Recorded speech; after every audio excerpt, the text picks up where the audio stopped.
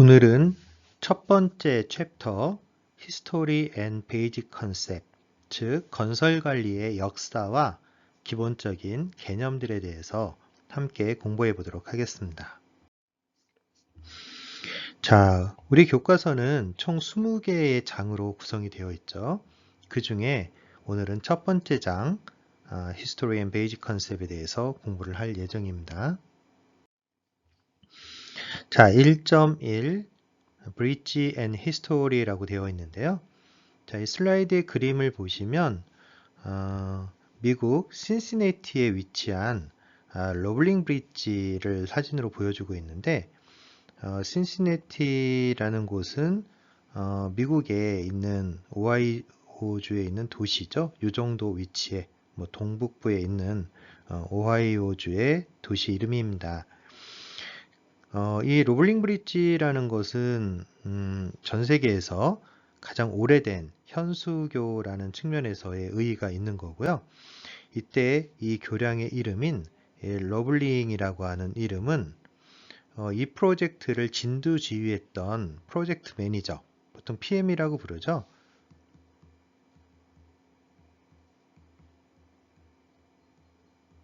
매니저의 이름을 따서 교량의 이름을 붙인 겁니다. 이 교량은 미국 오하이오주 신시내티에 위치하고 있고 존 A. 러블링이라고 하는 사람이 남북전쟁 중에 건설을 한 교량입니다. 1856년에 공사가 시작되어서 1866년에 완성이 되었는데요. 지금으로부터 150년 이전의 얘기죠. 우리나라 같은 경우에는 이때 조선 말기였습니다. 그래서 이 교량은 이제 현수교로 구성이 되어 있기 때문에 여러분들 잘 아시겠지만 이렇게 제하된 하중이 일단 케이블을 타고 메인 케이블 쪽으로 연결이 된 다음에 주탑을 통해서 집안 쪽으로 하중이 전달되는 시스템을 가지고 있는데요. 자, 여기 보시면 주탑이 이렇게 보이죠? 여기 탑이 이렇게 두 개가 보이는데 이들 사이의 간격이 대략 1000피트니까 우리가 이렇게 알고 있는 미터 단위로 하면 대략 한 300m 정도 경관을 가지고 있고요. 그리고 상판의 높이가 수면으로부터 최소 100피트 이상이라고 했으니까 한 30m 정도의 높이를 갖는 이런 교량입니다. 자, 이런 교량이 지금으로부터 한 150년 전쯤에 만들어졌고 세계 최초의 현수교 형태를 띠고 있었다라는 겁니다. 바로 이 교량을 완성한 엔지니어가 존 A. 러블링이라고 불리는 사람이었다라는 거죠. 자, 다음은 사진에서 아테네에 있는 파르테논 신전이라고 우리 알려져 있죠. 그럼 파르테논 신전의 모습을 사진으로 보여주고 있는데요. 자, 이 그림을 통해서 말하고 싶은 것은 건설하는 능력이라고 하는 것, 무엇인가를 짓고 건설하는 것들은 인간의 가장 오래된 기술 중에 하나다라고 얘기할 수 있는 거고요. 이러한 괄목할 만한 어떤 건설의 사례로는 미국 뉴욕의 브루클린 브릿지라든가 아니면 중남미를 관통하고 있는 파나마 운하 같은 것들을 이 파르테논 신전과 더불어서 예로 들 수 있겠고요. 자, 이러한 하나의 건설은 기본적으로 프로젝트 형태로 수행이 되게 되는데 이런 프로젝트의 성공을 위해서는 건설 기술이 기본적으로 매우 중요하지만 이거 외에도 혁신과 리더십이라고 하는 것이 이 프로젝트의 성공을 위해서 크게 영향을 미치고 있다라는 얘기를 하고 있습니다. 자, 그래서 이 책의 서두에서는 이 컨스트럭션의 Great Captain이라고 한 즉 위대한 선장에 빗대서 이야기를 하고 있는데 이 사람이 아까 전에 말씀드린 러블링 브릿지의 PM이었던 존 A. 러블링이라고 하는 사람입니다. 그리고 신시내티에 있는 러블링 브릿지를 완성한 이후에 이 사람은 곧바로 뉴욕으로 옮겨서 브루클린 브릿지, 그러니까 뉴욕의 맨하탄과 브루클린 섬을 연결하는 그 브루클린 브릿지를 설계를 하게 된 거죠. 그래서 이 사람이 이제 뭐 뒤에 아들 얘기가 나오기 때문에 아버지 로블링이라고 이렇게 불리는데요. 기본적으로 케이블로 지지하고 있는 현수교의 개념을 확립한 최초의 엔지니어가 바로 이 로블링이라고 하는 사람입니다. 이 사람이 신시내티에 있는 현수교를 만들고 브루클린교를 만드는 프로젝트를 시작하고 나서 사고로 사망을 하게 돼요. 그래서 이 프로젝트를 아들이 이어받아 가지고 대를 이어서 건설을 하게 되는데 바로 이 사람이 아들 러블링이라고 불리는 워싱턴 A. 러블링이라고 하는 사람입니다. 그래서 이후에 이 브루클린 브릿지를 만드는 칩 엔지니어 역할을 수행을 하면서 브루클린 브릿지를 완성을 해내죠. 그래서 이 아들 러블링은 케이슨 작업에 대한 현장 관리, 즉 교량을 갖다가 물 속에서 교각을 만들기 위해서 작업을 해야 되는데 그게 이제 물 속에선 작업을 할 수가 없으니까 커다란 잠암 형태의 케이슨을 갖다가 설치를 하고 그 이후에 거기에 교각을 세우는 이런 작업들을 현장에서 진두지휘를 했죠. 그리고 이 과정에서 잠수병을 얻게 돼 가지고 본인이 직접 현장을 나가지 못하는 상황이 되니까 아내를 통해 가지고 간접적으로 프로젝트를 관리를 하면서 브루클린 브릿지가 완성되는 과정을 지켜보게 되었었죠. 자, 이 브루클린 브릿지를 만들면서 또 하나 이제 중요한 사람이 바로 에밀리 워런 로블링이라고 하는 사람인데요. 이 사람은 아들 로블링의 부인입니다. 그래서 이 아내 로블링은 현장에 있는 감독관에게 남편의 지시를 전달을 하는 역할을 수행을 했고요. 결국 궁극적으로는 수석 기술자에 대한 대리 역할을 수행함으로써 브루클린 브릿지를 완성하는데 큰 기여를 하게 되었습니다.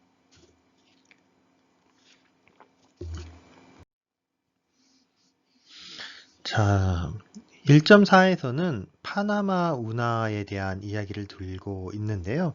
이 파나마 운하는 존 F. 스티븐슨이라고 하는 칩 엔지니어에 의해서 진두지휘가 되고 교량이 건설이 되었습니다.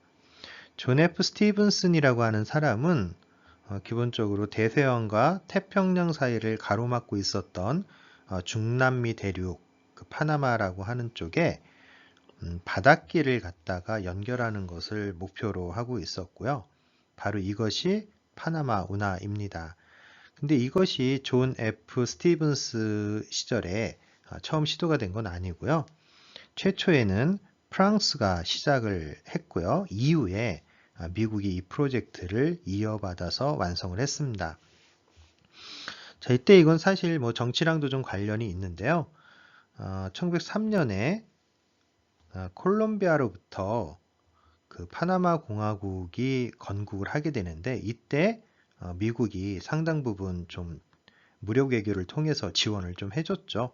그리고 그때 파나마 공화국이 만들어지면서 이 파나마 운하에 대한 건설권 이런 것들을 미국이 획득했다고도 볼 수 있을 것 같아요. 자, 이때 이 PM 역할을 한 존 F. 스티븐슨이라고 한 사람은 철도 기술자였습니다. 그런데 갑자기 왜 철도 기술자가 파나마 운하의 프로젝트에 투입이 됐느냐 하는 것은 사실은 상당 부분 이 파나마 운하 공사가 토공으로 이루어져 있고 그 굴착한 그 토를 갖다가 흙을 갖다가 옮기는데 철도가 굉장히 유용하게 사용이 되었기 때문에 철도 기술자인 스티븐슨이 어떻게 보면 이 프로젝트에 투입이 됐다라고 생각해 볼 수도 있을 것 같아요. 어쨌든 이 스티븐슨이라고 하는 사람이 이 프로젝트를 맡고 나서 처음에 와서 한 일이 작업 환경 제고를 위해서 숙소와 음식을 개선을 하고 그간 거기에 있었던 근로자들에게 커다란 문제로 대두되었던 황열병을 통제하기 위해서 의사인 월터 리드 박사를 영입을 했습니다. 그래서 기본적으로 환경을 좋게 만들어 놓고 깨끗하게 만들어 놓고 이후에 프로젝트에 대한 기술적인 문제들을 해결하기 위해서 본격적으로 착수를 하게 됐고 결국 이를 통해서 프로젝트의 체계가 수행 체계가 확립될 수가 있었습니다. 이후에는 일들이 착착 진행이 되어 나갔죠. 그래서 이때 대규모 댐이나 계단은 운하 또는 대규모 토공기계 같은 것들을 새롭게 개념적으로 잡아내면서 프로젝트의 성공이 가능해졌고요. 특히나 아까 이 사람이 철도 기술자라고 얘기를 했었는데 증기 구동식 굴삭기인 큐블라 컷이라고 하는 기계를 이용을 해가지고 수작업으로 이루어졌던 그 토공을 기계를 투입을 해서 엄청나게 좀 토공 속도를 절토와 성토의 속도를 높일 수 있었던 그런 아이디어들을 많이 개발하고 이 프로젝트에 적용을 했었죠. 자, 여기 있는 이 그림은 파나마 운하의 수문을 보여주고 있는데요. 이거 수문 사진이죠. 아까도 얘기했지만 크레블라 컷이라고 하는 그런 기계를 이용을 해서 많은 부분 절토 작업을 진행을 하고 철도 기술자였던 스티븐슨의 어떤 경험에 의해서 그거를 철도를 이용을 해가지고 댐의 그 필요한 부분들을 성토를 했던 겁니다. 그래서 이런 걸 통해서 어떤 스피드를 굉장히 좀 키울 수가 있었던 거죠. 공사 속도를. 자, 보통 파나마 운하를 얘기를 하면서 이런 얘기를 하는데요. 처음부터 세심하게 계획되지 못하고 상황에 따라서 조금씩 진행하는 방식이 아니라 애초부터 확실하게 프로젝트에 대한 계획을 철저하게 확립을 하고 나서 프로젝트를 진행을 하는 것이 성공의 열쇠다. 바로 스티븐슨의 파나마 운하 건설 과정을 통해서 우리가 관리적으로 얻은 교훈이라고 볼 수 있는 거죠. 대충 시작하지 말고 확실하게 체계를 갖춰 놓고 시작하는 것이 프로젝트 성공에 있어서 아주 키가 되는 포인트다라는 의미로 받아들이시면 되겠습니다. 자, 다른 역사적인 프로젝트들도 이 교과서에서는 몇 개 들고 있는데요. 아무래도 이 교과서가 미국 사람이 쓴 책이다 보니까 미국에 대한 얘기가 많이 나와 있습니다. 첫 번째 프로젝트는 콜로라도 강의 후버댐, 어마어마한 댐이죠. 이 댐 건설을 사례로 들고 있고요. 샌프란시스코의 골든 게이트 브릿지, 보통 우리가 금문교라고 알려져 있는 아주 아름다운 교량이죠. 이 현수교에 대한 건설, 그리고 맨하탄에 있는 엠파이어 스테이트 빌딩, 우리가 아주 예전에는 세계에서 최고층 빌딩이라고 하면 엠파이어 스테이트 빌딩을 들었었는데 요즘 워낙에 초고층 빌딩들이 많이 생겼기 때문에 그렇긴 하지만 여전히 고층 빌딩으로서의 엠파이어 스테이트 빌딩의 어떤 상징성은 충분히 의미가 있습니다. 더더욱이나 놀라운 거는 바로 이 엠파이어 스테이트 빌딩 101층인가 그렇죠? 그거를 14개월 만에 완성을 했다라는 건 사실 더 놀라울 만한 일이죠. 자, 그 다음에 유로터널 얘기가 나오네요. 영국과 프랑스를 해저로 연결한 유로터널에 대한 건설, 이런 것들이 역사적인 프로젝트의 사례라고 들고 있습니다. 자, 1.6에서는 제조업과 건설업의 근본적인 생산 체계, 생산 과정, 생산 절차상의 차이점이 무엇인가 하는 것들을 그림을 통해서 보여주고 있는데요. 기본적으로 제조업은 선제작 후 판매 시스템을 기본으로 하고 있죠. 따라서 물건을 설계하고 그 물건을 갖다가 완제품 형태의 재고로 두고 있다가 그거를 갖다가 완성품의 형태로 판매를 하는, 그리고 판매와 더불어서 바로 지불이 이루어지는 이런 시스템이 있다라고 하면 건설업이라고 하는 것은 선판매 후 제작 개념이죠. 그래서 예비 설계 개념이 끝나고 나면 만들어지지 않은 가상의 형태로 판매가 되고 그 이후에 상세 설계나 건설 과정이 이루어져서 필요한 물건들을 인수하는 형태로 이렇게 일들이 진행이 되죠. 그래서 제조업과 건설업을 구분짓는, 특히나 제조 프로세스 입장에서 가장 큰 차이는, 제조업은 선제작, 후판매라는 키워드, 그리고 건설업은 선판매, 후제작이라는 키워드가 가장 큰 차이점이라고 볼 수 있겠고, 그거에 따라서 제품의 판매 시점도 제조업은 사후에, 건설업은 사전에 이렇게 달라진다라는 걸 차이로 들고 있습니다.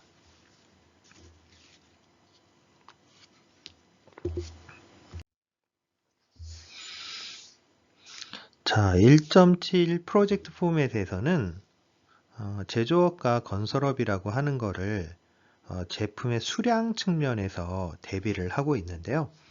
자, 여기 있는 이 그림에서 가로축이 나타내고 있는 건 생산되는 전체 제품의 개수를 의미를 해요. 즉, 제품이 적게 생산되느냐, 수량의 측면에서, 아니면 굉장히 많이 생산이 되느냐, 뭐 그런 거겠죠. 그리고 세로축에서는 한 묶음으로 만들어지는 제품의 수, 결국 여기서 한 묶음으로 만들어진다라는 거는 동종의 제품을 의미를 하는 거죠.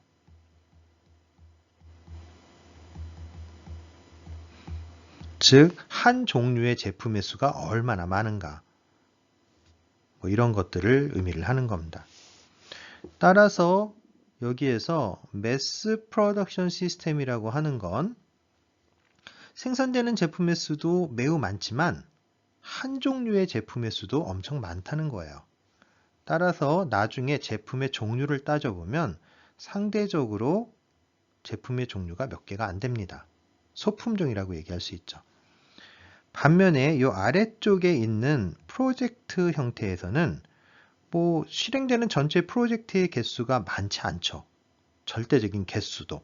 그리고 사실 그 프로젝트가 한 종류의 프로젝트가 여러 개 진행되는 것도 많지 않아요. 따라서 둘 다 로우 이렇게 되죠. 따라서 실제적으로 이 프로젝트는 거의 모든 프로젝트가 차이가 나고, 따라서 품종의 제품의 종류로 놓고 봤을 때는 굉장히 제품의 종류가 많은 그런 특성을 갖게 된다는 겁니다. 반면에 중간에 있는 건 배치 시스템이라고 해서 다 중간이죠. 그래서 제품의 종류가 중간 정도 되는. 그래서 이러한 상황에서 우리가 매스 프로덕션 시스템 하면 이쪽으로 갈수록 제조업의 특성이 강한 거고요.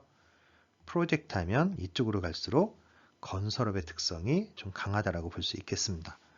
근데 꼭 그런 것만은 아닐 수 있어요. 왜냐하면 프로젝트 단위에 가면 우리가 예를 들면 제조업에서도 조선이나 항공 같은 경우에는 상대적으로 이런 프로젝트의 특성을 많이 갖기 때문에 이렇게 좀 아래쪽에 있지만 제조업의 특성을 가질 수도 있는 거고, 반면에 똑같은 건설을 놓고 본다고 하더라도 이쪽이 예를 들면은 교량이나 아니면은 할 때마다 좀 특성이 다른 그런 토목 프로젝트 같은 것들이라고 하면 이쪽 같은 경우에는 아파트나 거의 유사하잖아요. 그런 건축 프로젝트 같은 거에 특성이 좀 더 가깝다라고 그렇게 볼 수도 있을 것 같아요. 그래서 어찌되었든 상대적인 개념으로 생각을 해볼 수가 있는데, 생산되는 전체 제품의 수와 한 묶음으로 만들어지는 제품 수의 어떤 대비에 따라서 이런 매스 프로덕션 시스템과 프로젝트 형태의 생산 시스템을 구별할 수 있고, 매스 프로덕션 시스템은 제조업적 특성이 강한 것, 그리고 프로젝트는 건설업적 특성이 강한 것, 이렇게 구분해 볼 수 있다는 이야기입니다. 자, 다음은 프로젝트의 수행 절차에 대해서 총 11가지 단계로 나누어 가지고 어쩌면 하나의 프로젝트의 생애주의 같은 것들을 보여주고 있는데요.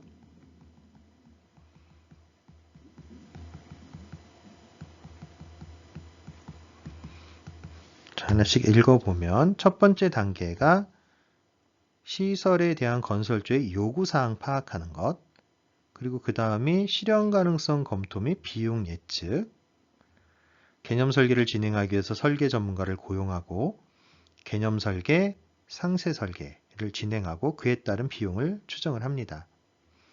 그래서 최종 설계 도서를 바탕으로 프로젝트 발주 및 견적을 요청하게 되고 시공사들이 내는 제안서에 따라서 시공사를 선정하고 계약을 하게 됩니다.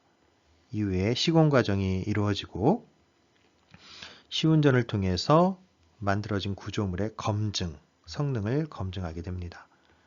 이후에 검증이 완료되면 시설을 운영하고 성능이 떨어지게 되면 원래의 성능으로 되돌리기 위한 유지보수 관리를 진행을 하게 되겠죠. 자, 그럼에도 불구하고 시설이나 구조물의 수명이 다하게 되면 폐기 절차를 진행을 하게 됩니다. 이렇게 총 11가지로 나누어서 프로젝트의 생애 주기를 보여주고 있어요. 자, 이러한 프로젝트의 진행 과정에서 관여되는 이해 당사자들을 보면 크게 발주자, 발주하는 사람이죠.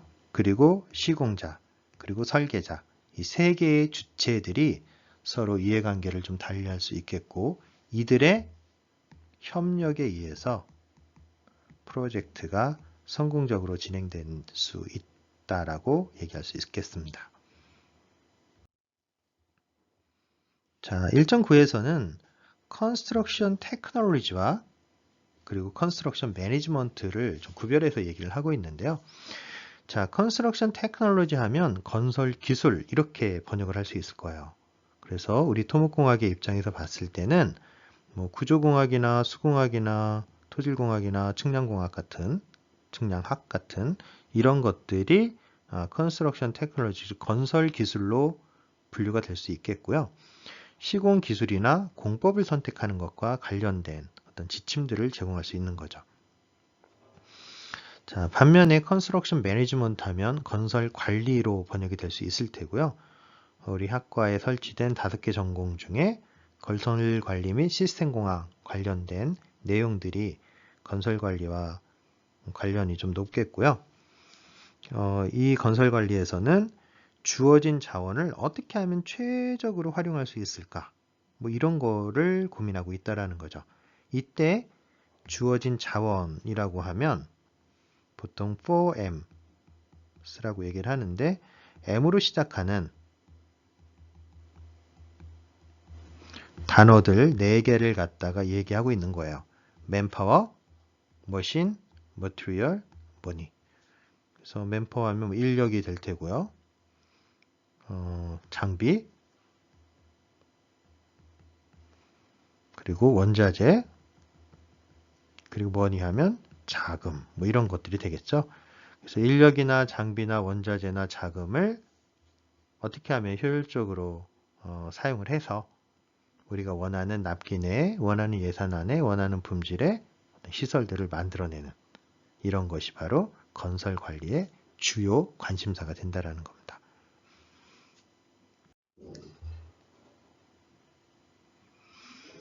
자, 1.10에서는 건설관리자의 임무에 대해서 서술을 하고 있는데요. 자, 기본적으로 조금 전에 말씀드렸다시피 건설관리라고 하는 업무가 4가지 자원을 갖다가 어떻게 하면 효율적으로 사용할 수 있을까를 고민하는 거였듯이 건설관리자는 비용 한도 내에서 주어진 공기 안에 수용될 수 있는 품질의 시설을 건설하기 위해서 가장 효율적이고 효과적으로 무엇을? 자원을, 바로 4M이죠. 그 자원을 활용하는 것을 의미를 한다는 겁니다. 자, 그래서 무엇보다 중요한 건 공기와 그리고 예산이에요. 공기와 예산 제한 하에서 고품질의 어떤 시설을 만들어낸다라는 거고, 이러한 측면에서 건설관리자는 매우 다양한 영역의 능력들을 좀 확보를 하고 있어야 되고, 이것을 굳이 비유를 한다라면 10종 경기 선수와 대비를 해볼 수 있다는 거죠.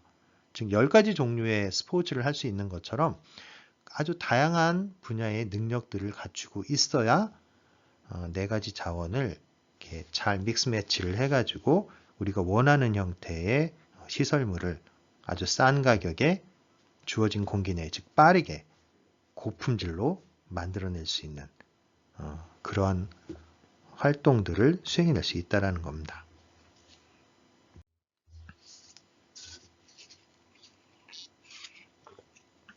1.11에서는 건설 산업에 대해서 언급을 하고 있는데요. 기본적으로 건설업은 경제를 이끄는 메인 엔진입니다. 미국에서 1980년대 초반까지 건설업이라고 하는 것은 미국의 국내 총생산에서 가장 큰 비중을 차지하고 있었어요. 자, 경기 침체 이후 2000년대 후반에 들어서 건설업은 GDP의 약 4%를 지금 차지하고 있는 수준이지만 여전히 국가 경제에 있어서 매우 중요한 부분을 차지하고 있습니다. 자, 우리나라 같은 경우에는 지금 GDP 대비 건설업의 비중이 약 4.2에서 4.5% 수준을 유지하고 있고요. 자, 아무래도 이게 이제 선진국으로 가면 갈수록 상대적으로 많은 그 사회간접 자본들이 구축이 되기 때문에 새롭게 SOC 건설들이 좀 많이 안 일어나죠. 그러다 보니까 후진국에서 개발도상국, 선진국으로 가면 갈수록 건설업의 비중이 상대적으로 줄어들 수밖에 없는 그런 구조적인 한계는 가지고 있습니다. 자, 우리나라도 이런 측면이 없잖아 있지만 미국에서도 건설기업의 3분의 2 이상이 5명 미만의 직원으로 구성된 굉장히 소규모의 건설기업이 대부분을 차지하고 있다라고 이야기하고 있어요. 자, 우리가 통상 인프라스트럭처라고 하는 사회기반 시설을 얘기를 할 때 뭐 어떤 것들을 들고 있냐면 미국에서는 뭐 로드나 터널, 브릿지, 통신시설들, 발전소, 그리고 전력 분배망, 그리고 물, 뭐 상하수도 같은 거겠죠. 그리고 다른 모든 구조물과 시설들을 다 포함을 해서 인프라스트럭처라는 범주 안에 포함을 시키고 있고요. 자, 이런 인프라스트럭처를 건설하고 유지 보수하는 그런 기업들을 컨스트럭션 인더스트리, 즉 건설 산업이다라고 정의를 하고 있습니다. 자, 이러한 건설 프로젝트는 크게 빌딩 컨스트럭션, 그 건물을 짓는 거죠. 그래서 이 건물도 뭐 보면은 크게 보면 뭐 주택과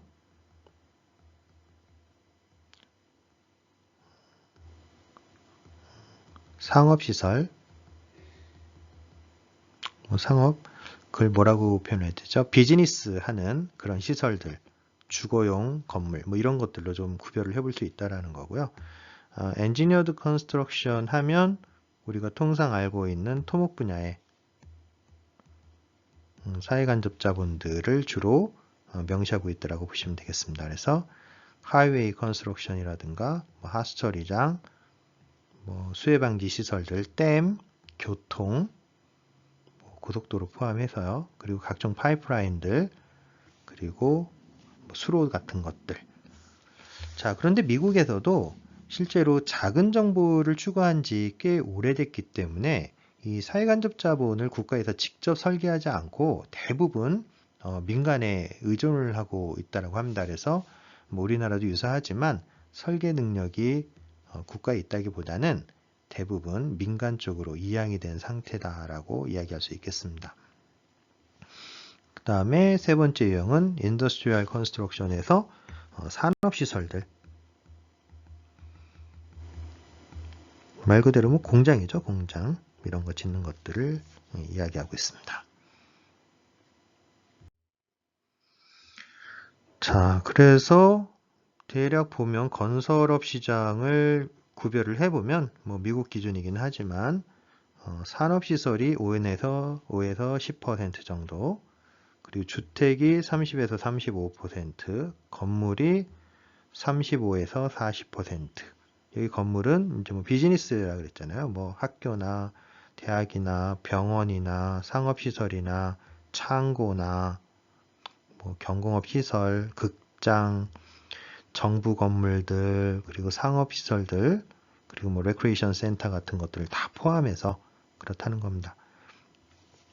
그리고 우리가 통상 토목 분야로 알고 있는 이 사회 간접자본들, heavy engineering construction 쪽은 뭐 댐이나 터널, 브릿지, 하웨이, 에어포트, 그리고 지하, 뭐 항구, 파이프라인, 물 쪽, 그리고 통신시설까지 포함해서 전체 20에서 25% 정도 비중을 차지한다라고 볼 수 있겠습니다.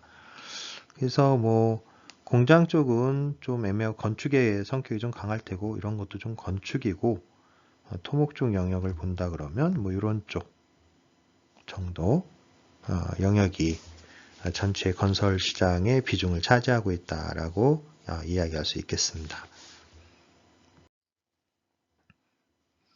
자, 그리고 건설에 있어서 어떤 매니지먼트 레벨, 그러니까 관리 수준 같은 것들을 좀 보면 계층으로 나눠가지고 얘기를 할 수가 있는데요. 자, 이쪽으로 갈수록 상위 계층이고 이쪽으로 갈수록 하위 계층입니다. 그래서 한 번의 의사결정이 아주 오랜 기간 동안 중요하게 영향을 미친다라고 하면 그것이 바로 상위 의사결정이 될 테고요. 반면에 짧은 기간을 대상으로 적은 영향, 즉 여파를 미친다 하면 하위 의사결정으로 구분할 수 있을 겁니다. 그래서 이 센터를 기준으로 해서 뭐 이쪽은 상위, 전 하위 이렇게 구분을 하고 있는데요. 기본적으로 상위 의사결정은 기업 전체에 대한 의사결정, 특정 프로젝트, 기업이 수행하고 있는 프로젝트가 여러 개 있으면 그 중에 하나의 프로젝트에 대한 의사결정, 그리고 그 프로젝트의 어떤 물리적인 부위, 한 전체 부분인 거죠. 프로젝트의 일부분을 물리적 부위로 쪼갰을 때 하나의 물리적 부위에 대한 의사결정. 이 정도 되면 상위 의사결정이라고 얘기하고 있고요. 이 의사결정들은 뭐 프로젝트나 아니면 물리적인 부위를 기준으로 해서 결정이 일어나고 있다는 거고요. 하이 레벨에 가면 어떤 자원을 사용할 것이냐. 뭐 자원이라고 하면 아까 얘기한 것처럼 뭐 인력이나 장비나 원자재나 아니면 자금 같은 게 될 수 있을 텐데 그런 것들에 대한 의사결정, 그리고 특정한 공정 또는 개별적인 작업 단위의 의사결정을 모두 포함하게 될 텐데요. 이건 아무래도 현장이나 기술 중심의 어떤 그런 부분들에 대한 의사결정이 대부분을 차지한다라고 볼 수 있겠습니다. 자, 여기 있는 이 그림에서는 커튼홀 공법을 사용하고 있는 하나의 건물이죠. 지금 건물을 보여주고 있는데 이 건물이 무슨 건물이냐면 공항의 중앙홀 빌딩이래요. 그래서 이 중앙홀 빌딩 건설 프로젝트를 사례로 들어서 앞서 얘기한 상위 의사결정과 하위 그 의사결정의 사례들을 보여주고 있어요. 그래서 프로젝트 레벨의 의사결정, 액티비티, 오퍼레이션, 프로세스, 워크 태스크 단위로 계층을 나눠봤을 때 각각 계층의 의사결정이라고 하는 것, 즉 관리 레벨이라고 하는 것이 의미하는 거가 무엇이다 라는 것을 얘기를 하고 있고요. 여기 보면 뭐 프로세스 단위 이 정도로 공정으로 내려간다 그러면 이 정도에 있는 세일 클릭 같은 것들을 시공하는 뭐 이 정도 레벨로 쪼개서 보면 그걸 기준으로 해서 그것보다 윗레벨, 아랫레벨 이렇게 쪼개서 일들을 보시면 될 것 같아요. 그래서 이렇게 특정한 건물 건축하는 것들을 사례로 들어서 건설 프로젝트에서의 관리 수준이라고 하는 즉 의사결정의 계층 체계를 예시적으로 보여주고 있습니다. 참고로 우리나라의 건설 정보 분류 체계를 알아보면 최상위 레벨에서는 시설물, 그 다음 단계는 공간, 그 다음 단계는 부위, 그 다음 단계는 공정, 그리고 최하위 레벨에 자원, 즉 자재와 장비와 인력을 포함하는 자원 단계가 최하위 단계로 구성이 되어 있습니다. 그래서 총 5단계로 구성이 되어 있죠. 자, 예를 들어서 고속도로 공사 중에 포장 공정 작업에 대해서 우리가 이런 계층을 적용해 보면 일단 최상위 레벨을 우리가 고속도로라고 하면 그 아래에 도로면이라고 하는 하위 레벨이 존재를 하고요. 또 그 아래에는 포장이라는 하위 레벨이, 그리고 최종적으로 최하위 레벨에는 아스팔트, 콘크리트 포장이라는 공종이 위치를 하게 되는 겁니다. 위쪽으로 갈수록 상위 계층이 되는 거고요. 아래쪽으로 갈수록 하위 계층을 갖게 되는 겁니다. 그래서 이러한 계층을 가지고 건설 정보를 분류하고 있죠.